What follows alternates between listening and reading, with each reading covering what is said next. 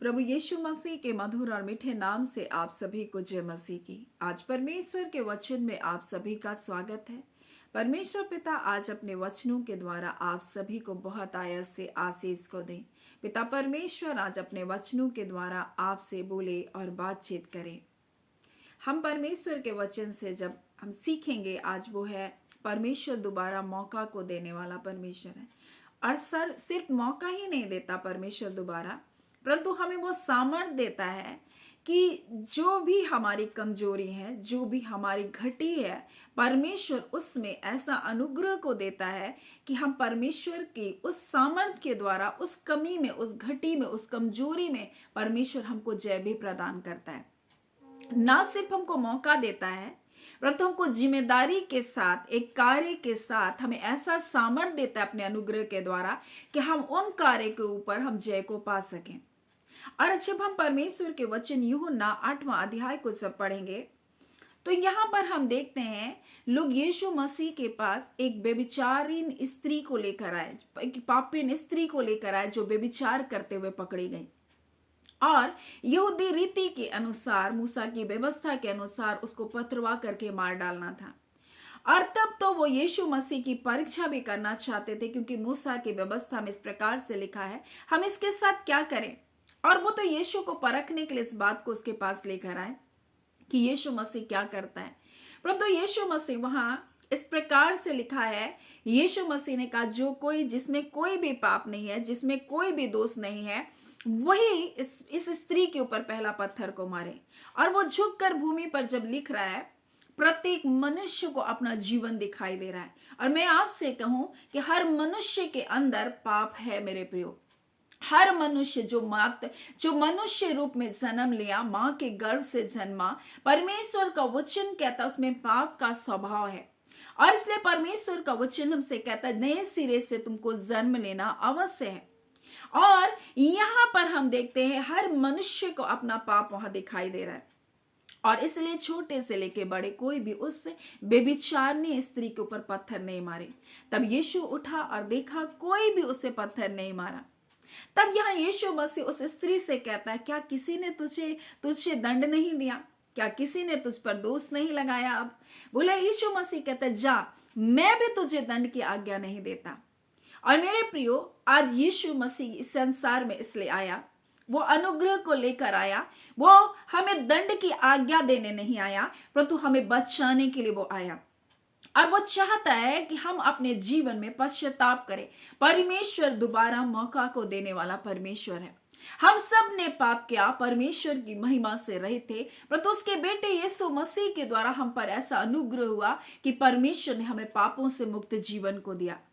और यहाँ पर इस स्त्री को यीशु मसीह कहता है, मैं भी तुझे दंड की आज्ञा नहीं देता, जा फिर पाप ना करना। मेरे प्रियो, क्या हम परमेश्वर के बगैर, यीशु मसीह के बगैर एक निष्पाप जीवन को जी सकते हैं? नहीं, बिल्कुल भी नहीं। मेरे प्रियो, हम प्रभु के सामर्थ के बगैर हम कभी भी पाप से दूरी का जीवन को नहीं जी सकते हैं। कोई मनुष्य अपने कितने योग्य अभ्यास के द्वारा, कितने बुद्धि, कितने ज्ञान के द्वारा, कितने भी अपने नियंत्रण के द्वारा वो पाप से दूर नहीं रह सकता। और दोबारा पाप ना करना, यीशु मसीह बोलने पर क्या वो स्त्री के जीवन में पाप नहीं आया होगा? निश्चय करके आया। लेकिन परमेश्वर का वचन इस प्रकार से कहता है, जब हम दूसरा कुरिन्ती को पढ़ते हैं तो यहाँ पर इस प्रकार से लिखा हुआ है, जब हम पढ़ेंगे उसके 12वें अध्याय और उसके 9 में, पर उसने मुझसे कहा, यहाँ पौलुस प्रेरित कहता है, परंतु उसने मुझसे कहा मेरा अनुग्रह तेरे लिए बहुत है। वो अपनी किसी कमजोरी के कारण परमेश्वर से प्रार्थना कर रहा है, अपनी शारीरिक दुर्बलताओं के लिए परमेश्वर से प्रार्थना कर रहा है। हो सकता है उसका वो पाप जैसा जीवन ना भी हो, लेकिन मैं आपसे कहना चाहती हूँ परमेश्वर का अनुग्रह हमारी हर एक दुर्बलता, हर एक कमजोरी के ऊपर परमेश्वर का अनुग्रह हमारे लिए बहुत है। और परमेश्वर का वचन कहता है मेरी सामर्थ तुम्हारी निर्बलता में सिद्ध होती है। परमेश्वर का वचन हमें स्पष्टता से बताता है हम परमेश्वर की उपस्थिति में हैं, हम पाप से मुक्त जीवन को जी सकते हैं। जब हम परमेश्वर की संगति में रहते हैं, परमेश्वर की आत्मा में हम एक हो जाते हैं, और तब तो हम पाप से दूरी का जीवन को जी सकते हैं। जैसे हम परमेश्वर की उपस्थिति से दूर जाएंगे, जैसे हम परमेश्वर के वचनों से दूर जाएंगे, हम उतना ही पाप हमको क्या करेगा, अपनी ओर खींचेगा, प्रलोभन अपनी ओर खींचेगा। और इसलिए आज मनुष्य इस संसार में परमेश्वर के निकट आकर पाप से छुटकारा पाने के बाद भी जब वो संसार में अपने जीवन को व्यतीत करता है, वो पाप में पूर्ण जीवन में फिर से वापस चला जाता है। और यहाँ पर यीशु मसीह इस स्त्री को दोबारा मौका दे रहा है, और ये स्त्री है जो यीशु मसीह को नहीं छोड़ती है, यीशु के संगति में आती है। मेरे प्रियो, आज परमेश्वर अपने वचन के द्वारा में क्या बताना चाहता है? परमेश्वर हमेशा हमें दोबारा मौका को देने वाला परमेश्वर है। हम देखते हैं जिस प्रकार से हवा के जीवन को उत्पत्ति में जब हम पढ़ते हैं तो इस प्रकार से लिखा हुआ है, हवा शैतान के फुसलाए हुए उसके बहकावे में आ गई, और जिस आज्ञा को, जिस फल को परमेश्वर ने खाने के लिए मना किया था, उस फल को उसने खाया। और जब परमेश्वर उसको दंड देने की बारी आई तो परमेश्वर ने उसको ऐसा दंड दिया कि जो उसका मित्र बना हुआ था उसके खिलाफ परमेश्वर ने उसको कर दिया। कई बार पाप हमारा मित्र बन जाता है, हम पाप से संगति करने लगते हैं, लेकिन जहां परमेश्वर की दया को हम देखेंगे वहां पर हम ये नहीं देखेंगे कि वो दंड है मेरे प्रियो, परंतु वो परमेश्वर की दया भी है। परमेश्वर का वचन इस प्रकार से कहता है, जब हम उत्पत्ति में पढ़ते हैं तो यहां इस प्रकार से लिखा हुआ है 15 में, मैं तेरे और इस स्त्री के बीच में और तेरे वंश और इसके वंश के बीच में बैर उत्पन्न करूंगा। परमेश्वर बोल रहा, मैं बैर उत्पन्न करूंगा। अब ये पाप से संगति नहीं करेंगे, परंतु पाप से ये घृणा करेंगे। मेरे प्रियो, अब ये तुम्हारी बातों को नहीं सुनेंगे। परमेश्वर जब हमारे जीवन में कार्य करता है तो ऐसे कार्य करता है, हमें पाप से घृणा करने वाला जीवन बना देता है। और इस प्रकार से लिखा, मैं तेरे और इस स्त्री के बीच में और तेरे वंश और इसके बीच में बैर उत्पन्न करूंगा, वो तेरे सिर को कुचलेगा तो उसकी एड़ी को डसेगा। लेकिन मेरे प्रियो, जब सिर कुचला जाएगा तो कभी भी वो एड़ी को नहीं डस सकता। मेरे प्रियो, यीशु मसीह आकर के स्त्री का वंश होकर के उसने शैतान के सिर को कुचला, वो आज्ञा पालन किया हमारे लिए और हमें अपनी धार्मिकता में लेकर आया। आज बहुत सारे लोग लड़ाई कर रहे हैं अपने जीवन, मसीह लोग खासकर एक युद्ध में, वो धार्मिक बनना चाह रहे हैं। मेरे प्रियो, हर दिन इस युद्ध में है कि हम कैसे पाप ना करें, हम कैसे पाप ना करें, हम कैसे पाप ना करें। फिर कुछ गलती हो जाती है और फिर से वो अपने जीवन में रोते रहते, मुझसे ये गलती होगी, आज मुझको ये नहीं करना था और फिर मुझसे ये हो गया। वो लड़ाई कर रहे हैं मेरे प्रियो, एक युद्ध में जी रहे हैं। लेकिन मैं आपसे कहना चाहती हूँ, मसीह जीवन इस लड़ाई का अंत है मेरे प्रियो। मसीह यीशु ने हमारे लिए इस धार्मिकता को हमारे जीवन में कमाया। आज बहुत सारे लोग धर्मी बनने का प्रयास कर रहे हैं, नहीं, हम धर्मी है मसीह यीशु के द्वारा, और उसके अनुग्रह के द्वारा, उसकी संगति में हम हर दुर्बलताओं के ऊपर क्या कर सकते हैं, जय को पा सकते हैं। और परमेश्वर है जो हमें पाप से घृणा करने वाला जीवन को हमको देगा। हम पाप से फिर प्रेम नहीं करेंगे मेरे प्रियो, हम पाप की संगति का आनंद नहीं उठाएंगे मेरे प्रियो। परमेश्वर इस प्रकार से हमारे जीवन में क्या करेगा, ऐसे बैर को हमारे जीवन में उत्पन्न करेगा कि हम संसारिकता को फिर पसंद नहीं करेंगे, वो हमको भाएगा नहीं, वो जगह हमको अच्छा लगेगा नहीं मेरे प्रियो। और यही बात यीशु मसीह यहां बता रहा है, और लिखा है, मैं स्त्री के इस वंश में और तुम्हारे वंश में बैर उत्पन्न करूंगा, परमेश्वर कहता है, और वो तुम्हारे सिर को कुचलेगा। मेरे प्रियो, जब आप सिर को कुचलने वाले बन जाएंगे तब वो आपकी एड़ी को नहीं डसेगा। वो बार बार आपकी एड़ी को इसलिए डस रहा है क्योंकि आपने उसको शांति के परमेश्वर के आप अधीनता में नहीं आए। और परमेश्वर का वचन रोमी में इस प्रकार से कहता है, और शांति का परमेश्वर आप ही तुम्हारे द्वारा शैतान के सिर को कुचलवा देगा। यानी कि जब हम अच्छी अच्छी बातों पर अपने मन को लगाएंगे, जब हम मनभावनी बातों, आदर की बातों पर अपने ध्यान को लगाएंगे, जो परमेश्वर के सद्गुणों की बातों पर जब हम मन को लगाएंगे, जब हम वचन पर अपने मन को लगाएंगे, जब हम परमेश्वर की संगति पर हम अपने मन को लगाएंगे, तब शांति का परमेश्वर हमारे साथ रहेगा। और जब शांति का परमेश्वर हमारे साथ रहेगा तो हम शैतान के सिर को कुचल देंगे, तब फिर वो आपकी एड़ी को डस ना सकेगा मेरे प्रियो। और इसलिए आज परमेश्वर अपने वचन के द्वारा हमें बता रहा है, उसने, हम देखते हैं, हवा को दोबारा मौका को दिया मेरे प्रियो। एक स्त्री के द्वारा हम देखते हैं, इस स्त्री के द्वारा, एक मरियम के द्वारा यीशु मसीह संसार में आया मेरे प्रियो। जिस स्त्री ने गलती किया, जिस स्त्री को पहला तीमुथियुस में इस प्रकार से लिखा, आदम बहकाया ना गया परंतु हवा बहकाई गई और पापी अपराधीन गिनी गई, लेकिन वो बच्चे जन्ने के द्वारा उद्धार को पाएगी अगर वो विश्वास में, प्रेम में और पवित्रता में अगर स्थिर है तो मेरे प्रियो। उसी प्रकार से आज एक कलीसिया जब आप पवित्रताई में, परमेश्वर के प्रेम में, विश्वास में बनी रहेगी, वो कलीसिया क्या आत्मिक संतानों को जन्म देने वाली होगी। मेरे प्रिय, दोबारा मौका परमेश्वर ने स्त्रियों को दिया। परमेश्वर का वचन कहता है जब जब मनुष्य गलती करता है उसको परमेश्वर दोबारा मौका देता है। हम देखते हैं यहूदा के जीवन में,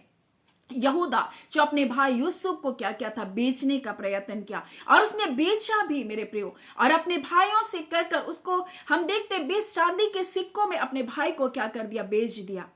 परंतु एक समय ऐसा आया, वही यहूदा जा करके उसी यूसुफ को जिसको पहचाना नहीं, उसके सामने उसी के भाई, यूसुफ के भाई बिन्यामीन के लिए कहने लगा कि मुझे तू उस बिन्यामीन को तो छोड़ दे, बिन्यामीन को अपने पास मत रख, नहीं तो मेरा पिता जो बुढ़ापे में याकूब रो रो कर मर जाएगा, और मुझको अपने पास अपने गुलाम बनाकर, अपना दास बनाकर रख। वो भाई जिसने अपने भाई को, यूसुफ को बेचा, वही यहूदा अपने भाई बिन्यामीन के लिए खुद गुलाम बनने को तैयार हो गया। परमेश्वर हमें निर्बलताओं में अपनी सामर्थ को सिद्ध करता है। जहां हम गलती करते, परमेश्वर को दोबारा अवसर को देता है ताकि हम अपनी गलतियों को सुधार सके। मेरे प्रियो, हम उस जगह में हमको परमेश्वर ताकतवर बनाता है। हम देखते हैं नूह के जल प्रलय के समय नूह ने एक कौवे को बाहर भेजा ताकि बाहर का हाल चाल लेकर आए। वो देखे कि पृथ्वी में जल घटा कि नहीं, लेकिन वो गया और वो सड़ा गला मांस को देख करके, वो कौवा जो लालसी पक्षी के रूप में जाना जाता है, वो क्या है, उस सड़े गले मांस के कारण वापस नहीं आया।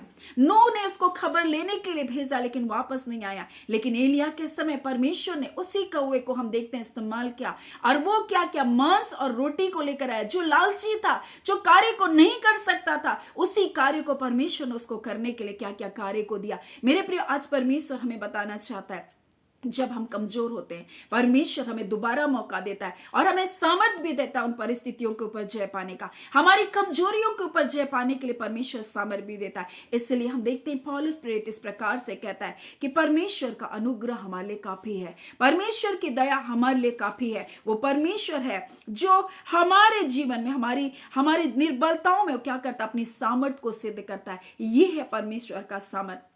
जब हम परमेश्वर की उपस्थिति में रहेंगे, हम पाप से तौबा का जीवन को जिएंगे, पाप से हम नफरत करेंगे। लेकिन जैसे परमेश्वर की उपस्थिति से दूर जाएंगे मेरे प्रियो, पाप हमें अपनी ओर आकर्षित करेगा, पाप हमें अपनी ओर खींचेगा और फिर हम पाप से लड़ाई करने लग जाएंगे मेरे प्रियो। इसलिए परमेश्वर का वचन कहता है हमें जो बातें अच्छी है, मन भावनी है, स्वर्गीय बातों पर हम अपने मन को लगाएं, परमेश्वर की संगति में अपने जीवन को जिए, तब तो पाप हमारे जीवन पर प्रभुता नहीं कर सकता, पाप हमारे जीवन पर राज्य नहीं कर सकता। सो आज परमेश्वर जब हमें दोबारा मौका को दिया है, हम पर अनुग्रह किया अपने बेटे यीशु मसीह के द्वारा, हमें अपनी संगति में बुलाया, तो संसार में अपने जीवन को ना जिए। संसार की ओर जाएंगे तो फिर से पाप आपके जीवन पर राज्य करने लग जाएगा। वही गंदे विचार, गंदी गालियां, गंदी चीजें आपके जीवन में प्रवेश करेगी। परमेश्वर ने हमें धोकर शुद्ध और पवित्र किया। हम उन गंदी, उन मलिताओं में ना जाए, उन सुअरों के समान ना हो जिसको कितना नहलाया धुलाया जाता है लेकिन फिर वो अपने पापों की ओर चला जाता है, कीचड़ में लौटने के लिए चला जाता है।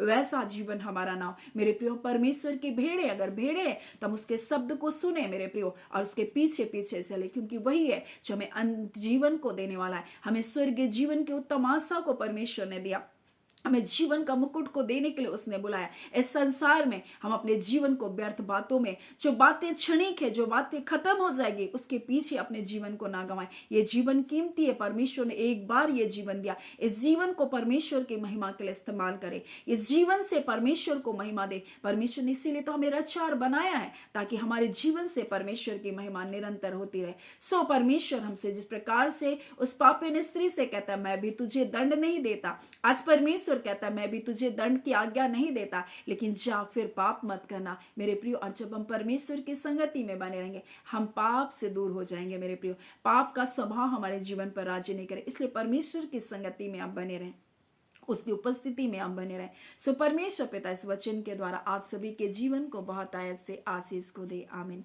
आइए हम प्रार्थना करेंगे। धन्यवाद देते जीवते सच्चे सामर्थी मेरे पिता परमेश्वर, आज के सुंदर समय के लिए, सुंदर दिन के लिए, आपकी दया, आपके अनुग्रह के लिए पिता आपका धन्यवाद देते हैं।